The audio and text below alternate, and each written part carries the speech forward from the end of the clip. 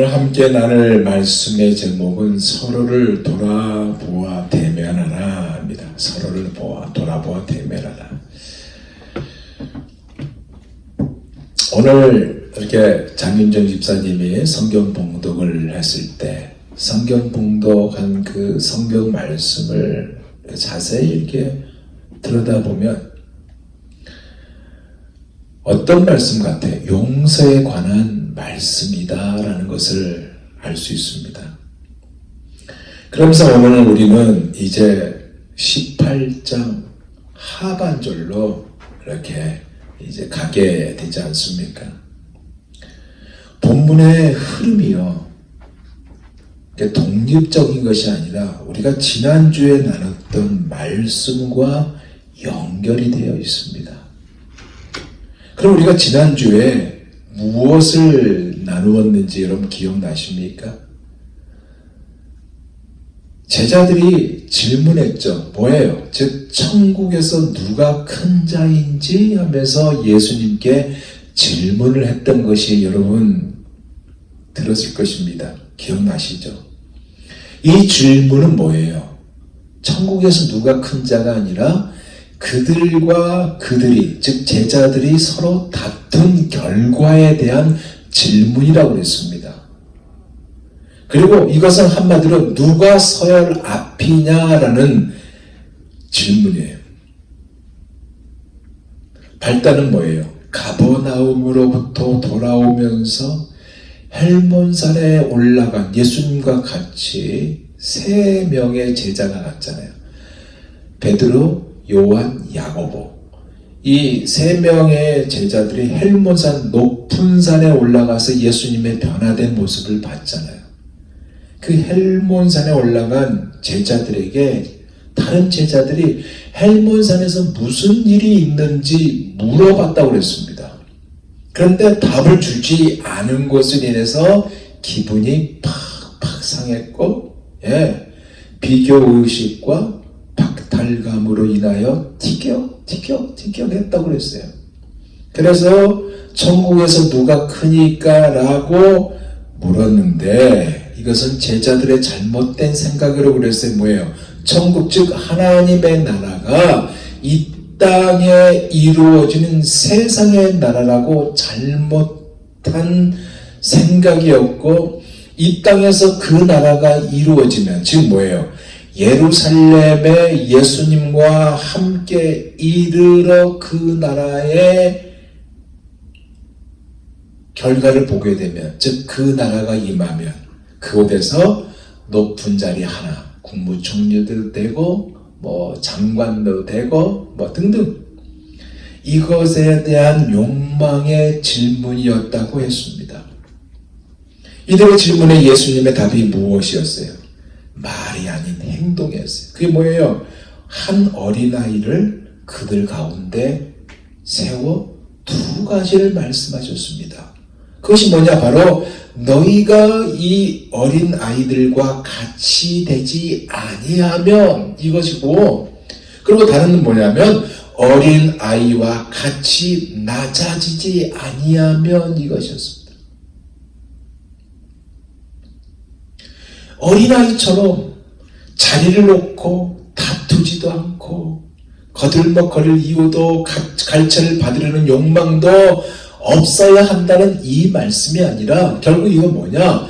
자기를 어린아이처럼 두지 않으면, 어린아이의 특징처럼 경험도 없고 작고 나가서 노는 곳이 우선이고 지식이 어른처럼 많지도 않고 무지하며 무익한 존재이고 누군가의 도움이 없으면 생존 불가능한 불완전한 존재인 어린아이와 같이 자기 자신을 무기력한 존재로 여기는 자가 천국을 소유하게 된다는 말씀이었고, 자기는 하나님의 나라에 들어가기는 너무나 불가능한 존재라고 여기는 자가 긍휼하심을 입어 하나님 나라에 들어갈 수 있다는 말씀이었습니다.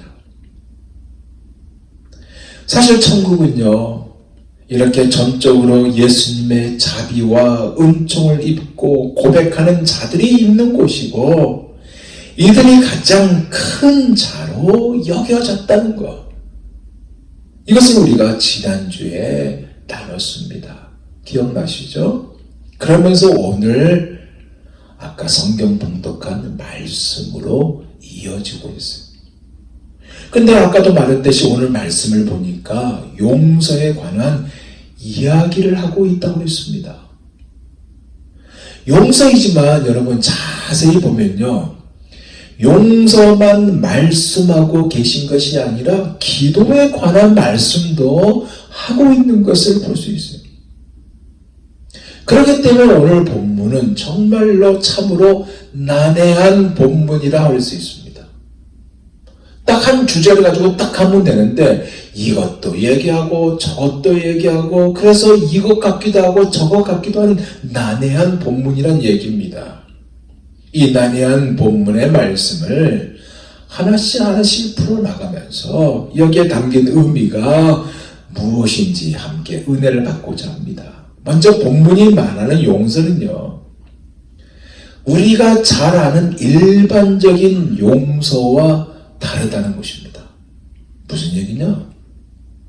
용서를요, 하나님의 명령이기 때문에 마땅히 해야 하지만 오늘 본문에서 말하는 용서는 그것과는 많은 차이가 있다는 거예요.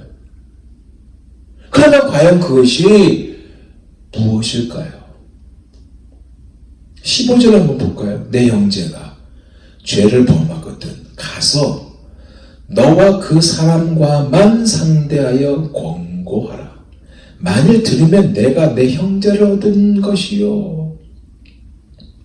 사실 이 말씀은 14절에 이 작은 자 중에 하나라도 잃은 것은 하늘에 계신 너희 아버지의 뜻이 아니다라고 하신 다음에 말씀이에요. 그죠? 즉 작은 자 하나라도 잃어버리지 말라는 14절의 말씀을 보충하고 있다는 느낌을 15절이 던지고 있습니다. 그러면서 15절 말씀 안에 보니까 내 형제가 죄를 범하거든. 거기에 풋노트가 있죠. 4개가 빠져 있습니다. 그 밑에 보면요, 성경 밑에 보면 4개라는, 어떤 사본은 4개라고 되어 있잖아요. 4개가 빠져 있어요. 원문에는 4개가 들어있는 겁니다. 그리고 형제라고 이야기하는 것으로 봐서 어떤 공동체, 특히 교회의 공동체의 구성원이라고 볼 수 있습니다. 그 구성원이 죄를 범하거든. 근데 여기 안에는 여러분, 잘못을 저질렀는데도 죄를 인정하지도 않고 고백하거나 화해하거나 잘못을 바로 잡으려는 시도도 전혀 하지 않거든. 그것이 포함되어 있는 말이에요. 이것이 바로 내게 범하거든 이라는 거에 이것이 함축되어 있다는 것입니다. 이런 종류의 숨겨진 죄와 뉘우치지 않는 마음을 알게 되었을 때 예수님의 말씀은 뭐라고 그랬어요? 가서 너와 그 사람과만 상대하여 공고하라. 가서 그 사람과만 상대하여 공고하라. 즉 사랑으로 반응해야 한다는 것입니다. 아시다시피 너와 그 사람과만이니까 이 문제는 개인과의 문제겠죠. 그죠? 그런데 공동체라고 했습니다. 무슨 얘기일까요? 처음에는 개인과의 문제지만 나중에는 공동체가 되는데, 공동체가 되려면 여러분 2명 이상 해야 돼요. 혼자는 공동체가 아닙니다. 최소 단위가 2 이상이에요. 이 구성원의 형제가 뭐예요? 내게 죄를 범한 것이다. 그렇게 말씀하고 있어요. 근데 여러분, 이 얘기가 불신자에게 해당되는 얘기일까요? 예수님은 불신자에게 하는 얘기가 아니에요. 불신자에게 하는 얘기가 아니라 제자들에게 이 얘기를 하고 있어요. 그죠? 그러니까 제자들에게 이 얘기함으로, 즉 앞으로 생길, 그때는 없습니다. 예수님 계실 때 사도니까. 앞으로 생길 교회 공동체를 두고 하는 이야기입니다.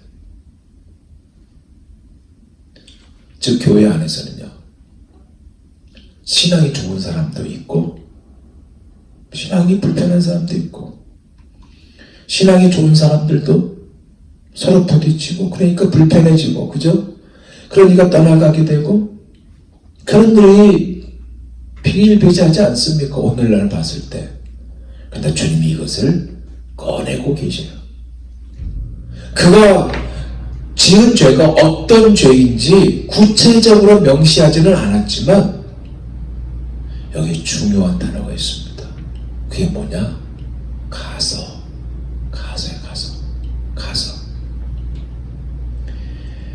왜 이 가서가 중요한 핵심적인 단어일까요? 이것은요, 가해자가 가서 용서를 빌려는 것이 아니라 피해자가 용서의 주도권을 가지고 가서, 즉 시도하라는 말씀이기 때문에 중요합니다. 15절 다시 봅니다. 내 형제가 죄를 범하거든 가서 너와 그 사람과만 상대하여 권고하라. 만일 들으면 내가 내 형제를 얻을 것이요. 아까도 말했어요. 그의 죄가 어떤 죄인지 모르지만 너에게 피해를 끼친 그에게 가서, 바꿔 말하면 사랑으로 반응하면 그것으로 인하여 그 친구가 들으면 내 형제를 얻을 것이요. 이 말이에요. 근데 이 말은요, 그냥 불쑥 튀어나온 말이 아니고 한 마리의 양을 잃어버리기에 뭐예요? 그 앞절에서 훨씬 우리가 지난주에 나왔던 99마리의 양을 두고 그 한 마리의 양을 찾아야 한다는 주님의 말씀, 지난주에 우리 나눴잖아요. 이 말씀이 배직으로 바탕에 깔려있는 말씀이에요. 거기에 가해자가요, 피해자에게 가서 용서를 빌라는 것이 아니라 피해자가 용서의 주도권을 가지고 시도하여 그가 들으면 잃어버린 한 마리를 찾는다는 말씀이에요. 근데 여러분, 여기에요, 그냥 이 얘기로 끝났잖아요. 여기에 섬뜩한 하나님께서 감춰놓은 구원의 진리가 그 안에 숨겨져 있어요. 그게 뭔지 아세요? 여러분, 이 인류의 최초의 가해자가 누군지 아세요? 아담입니다. 아담. 최초의 가해자. 그가 누구를 가해했습니까? 하나님, 창조주 하나님을 가해했습니다. 그의 가해가요, 이 땅에 죄가 들어오게 한 것이고 그 주인공이 바로 아담입니다. 이 죄로 인하여 가해자가 피해자에게 올 수 있나요? 없어요. 왜요? 죄 때문에 영원히 죽는 그 길에 서버렸기 때문에 올 수가 없습니다. 그렇다고 아담이요, 나 잘못했어요 하면서 잘못했다고 했나요? 그러지도 않았어요. 하나님이 먼저 그의 아들 독생자 예수 그리스도를 통해 가해자인 이 첫사람인 아담에게 손을 내밀었습니다. 우리 또한 이 원초적인 아담 안에서의 범죄한 창조주를 거역한 가해자예요. 우리가 이 가해자인 우리에게, 여러분, 하나님은 손을 내밀었고 찾아오셨고, 어떤 모습으로? 유한한 인간의 몸을 입고 찾아오셨잖아요. 그래서 이 사실을 요한복음 1장 9절에서 14절 보면 이렇게 기록하고 있어요. 참빛 곧 세상에 와서 각 사람에게 비치는 빛이 있었나니 그가 세상에 계셨으며 세상은 그로 말미암아 지은 바 되었으되 세상이 그를 알지 못하였고 자기 땅에 오매 자기 백성이 영접지 아니하였으나 영접하는 자 곧 그 이름을 믿는 자들에게는 하나님의 자녀가 되는 권세를 주셨으니 이는 혈통으로나 육정으로나 사람의 뜻으로 나지 아니하고 오직 하나님께로서 난 자들이니라. 말씀이 육신이 되어 우리 가운데 거하시며 우리가 그 영광을 보니 아버지의 독생자의 영광이요 은혜와 진리가 충만하더라. 아멘.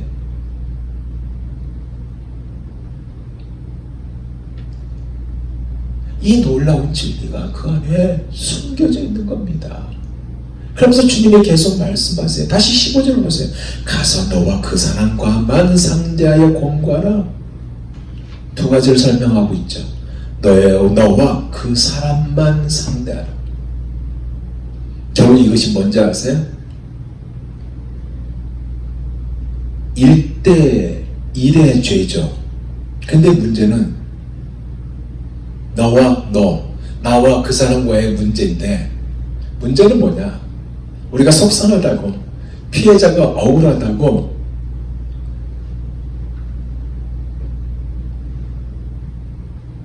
얘기합니다.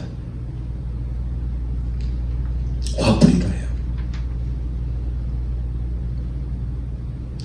이것이 푸른 방법이잖아요. 내가 그것 때문에 힘들었어. 그러면서 위안을 삼아요. 풀어지죠? 그래요. 내가 집사님, 내가 원사님 기도를 내가 힘이 납니다. 그런데 가해자는 어떻게 되겠어요? 말을 해버렸잖아요. 결국 어떻게 해서 회복 불능이 되어버립니다. 그러기에 지금 주님의 말씀은 그 사람과만 상대하라. 근데 여러분, 이거에 진짜 의미가 있거든요. 그게 뭔지 아세요? 비록 가해자이지만 그의 인권과 하나님의 형상대로 지음을 받음을 보존할 수 있도록 네가 그렇게 해라, 그 얘기입니다. 그렇기 때문에 여러분, 용서가 주는 궁극적인 목적은요, 징계가 아니라 회복입니다. 그리고 여기서 권고하라는 이 의미는 개인적으로 찾아가서 그가 무엇을 잘못한 것인지 바로 알도록 가르쳐 주라는 의미예요. 그런데 생각해 보세요. 그렇게 했어요. 근데 거기까지 가기가 쉽습니까? 쉽지 않아요. 가해자에게 당한 것이 있는데,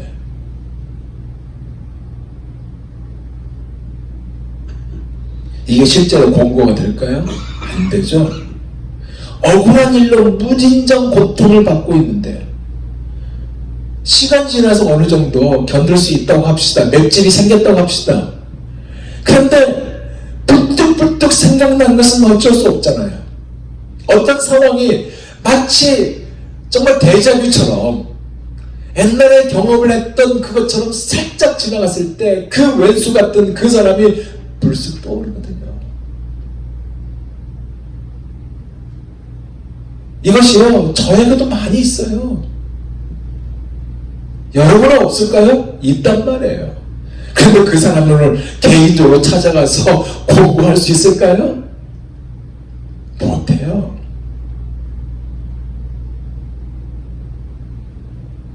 오늘 본문에서 말하고 있는 이 용서가 우리에게 가능하다 얘기예요. 가능 못하다는 얘기입니다. 15절 다시 보면, 만약 들으면 근데 내가 내 형제를 얻을 것이요.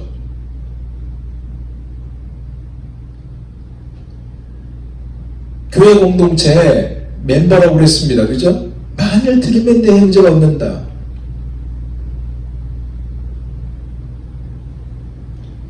이것이 과연 뭘까? 근데 우리가 개인적으로 힘들지만 이 들으면 내 형제를 얻는다는 이 말씀은 결국 아까도 말했듯이 12절에서 14절의 말씀이 배직으로 근거한 것이라고 했습니다. 우리 다시 한번 복습할 마음으로 12절에서 14절을 한번 봅니다. 제가 읽어볼게요. 만일 어떤 사람이 양 100마리가 있는데 그 중에 하나가 길을 잃었으면 그 99마리를 산에 두고 가서 길을 잃은 양을 찾지 않겠느냐. 진실로 너희에게 이르노니 만일 찾으면 길을 잃지 아니한 99마리보다 이것을 더 기뻐하리라. 이와 같이 이 작은 자 중에 하나라도 잃는 것은 하늘에 계신 너희 아버지 뜻이 아니니라. 사실 이것이 오늘 본문의 초점입니다.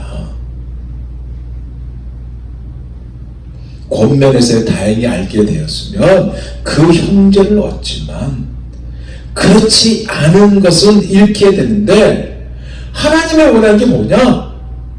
그냥 그래 떠나, 그래 굿바이, 이게 아니에요. 하나님의 원하는 것은 잃지 말라는 거예요. 이것이 아니라는 거예요. 이거예요. 이것이 오늘 본문의 초점입니다. 하나님이 원하신 것은 한 마리가 돌아오는 거예요. 근데 한 마리가 쉽게 돌아옵니까? 여러분, 양이 사람의 말을 잘 듣는 줄 아세요? 양 사람 말을 안 들어요. 양이요, 자기 스스로 집에 찾아오는 개처럼, 고양이처럼 스스로 집에 찾아옵니까? 귀로 본능이 없는 동물이 양입니다. 그러면 오늘 이 본문이 무엇을 말씀하고 있는 것일까요? 회복의 주도권이 누구에게 있어요? 목자에게 있습니다. 목자는요, 그 양을, 잃어버린 양을 찾을 때까지 양을 찾아요. 그렇기 때문에 용서하는 것도 내게 주도권이 없다는 겁니다. 그러면 지금 여기서 말하고자 하는 용서는 뭘까요? 누구를 얘기하고 있는 것일까요? 바로 예수 그리스도, 당신을 얘기하고 있는 겁니다. 그리스도, 내가 이 용서를 위해서 이 땅에 왔다. 그리고 너희에게 먼저 손을 내밀었고, 한 마리의 잃어버린 그 양, 작은 자, 세상의 무가치로 여기는 그 자를 내 아버지 집에 회복하기 위해서, 내가 죽기 위해서 왔다. 그 얘기를 하고 있는 겁니다. 그래서 우리의 용서는 누구의 궁유 안에서 완성됩니까? 바로 십자가, 예수 그리스도 안에서 완성이 되는 겁니다.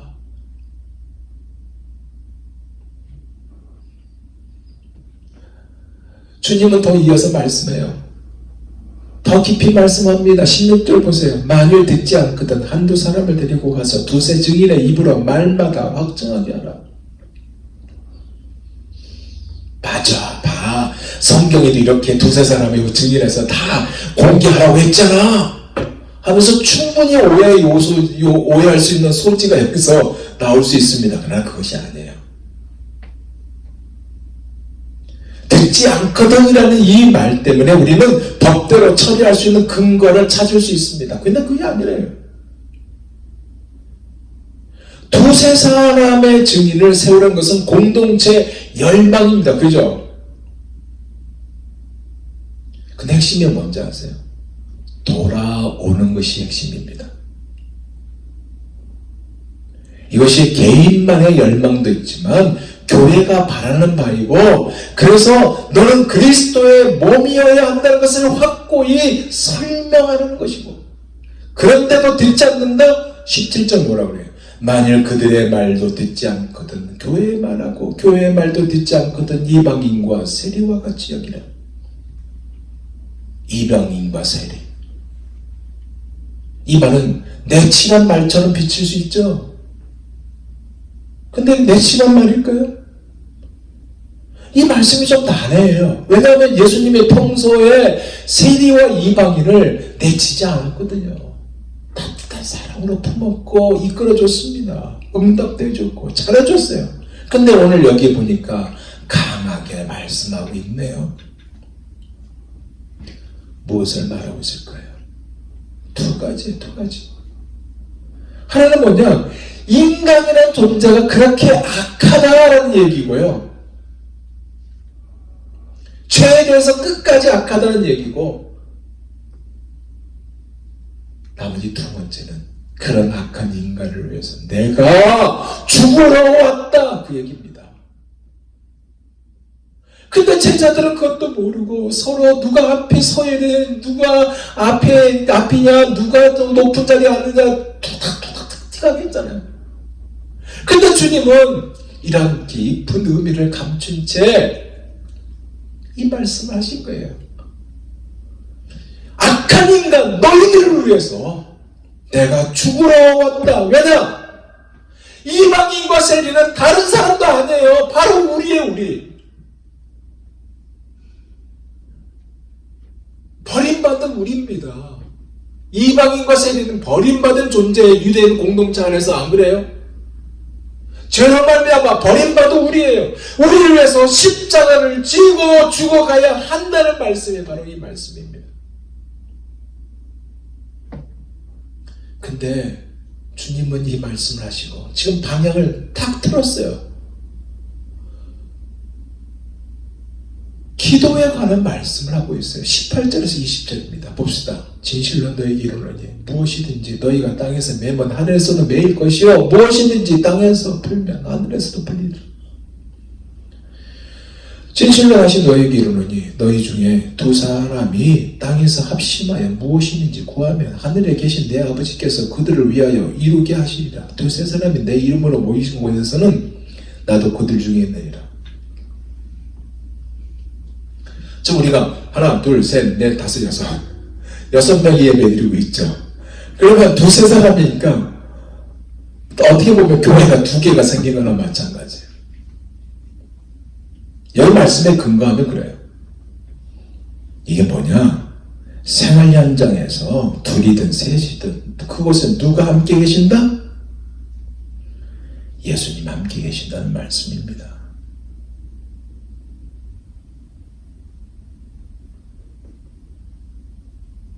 거기가 뭐세요?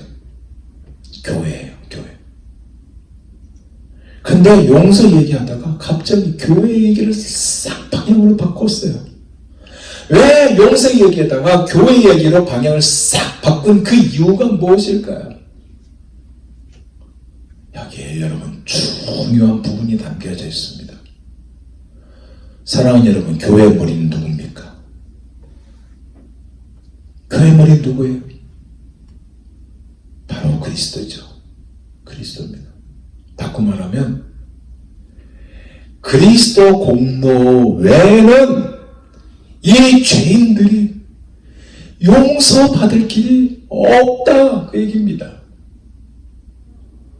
이것을 구현하고 실천하는 기관이 예수 그리스도를 머리로 둔 교회여야 한다. 우리 사랑의 교회여야 한다, 그 얘기예요. 이것이 교회의 질서이고요. 이것이 교회의 기초이고 이것이 교회의 자격이고요. 그렇기 때문에 교회는요, 천상의 그림자의 역할을 이 땅에서 풀어내는 것입니다. 근데 사랑하는 여러분, 우리는 어떻습니까? 교회에 들어와서 맞아, 나는 괜찮은 사람이라는 잣대를 가지고, 나는 거룩한 사람이라는 잣대를 가지고 서로를 정죄하고 자기가 원하는 것이 아니면 입이 쭉 나오고, 그러진 않습니까? 왜 예수님이 어린 아이 같지 아니하면 낮아지지 않으면이라는 이 말씀을 하셨을까요? 자기를 무가치하게 여길 수 있는 것을 인정하는 자만이 하나님 나라의 긍휼하심을 입어 들어갈 수 있다는 이것이기 때문에 그렇습니다. 그러기에 오늘 본문은 우리가 이런 용서를 받은 자였다는 것을 잊지 말라는 것이고, 우리가 너희가 이방인과 세리와 같은 존재였다는 것을 잊지 말라는 것이고, 절망스러운 의의가 없는 존재였기에 바로 이러한 존재를 위해서 예수님이 죽으러 왔다는 이 사실을 잊지 말라는 말씀이 오늘 본문이에요. 이제 말씀을 맺겠습니다. 우리는 이렇게 하나님의 사랑을 받은 자입니다. 그죠? 하나밖에 없는 독생자 예수 그리스도를 말미암아 하나님의 긍휼하심을 받아 영원한 생명을 얻은 자들입니다. 그럼 우리가 머물러야 할 자리가 어디일까요? 영원히 죽을 수밖에 없는 자리에서 용서함을 받아 회복과 나음을 얻은 우리가 기억해야 될 것이 무엇일까요? 우리가 하나님을 가해져야 한다. 그렇지만 하나님이 우리를 사랑하셔서 우리를 위해 십자가를 지려고 돌아가시려고 피해자인 하나님께서 친히 우리를 위해서 오셨다.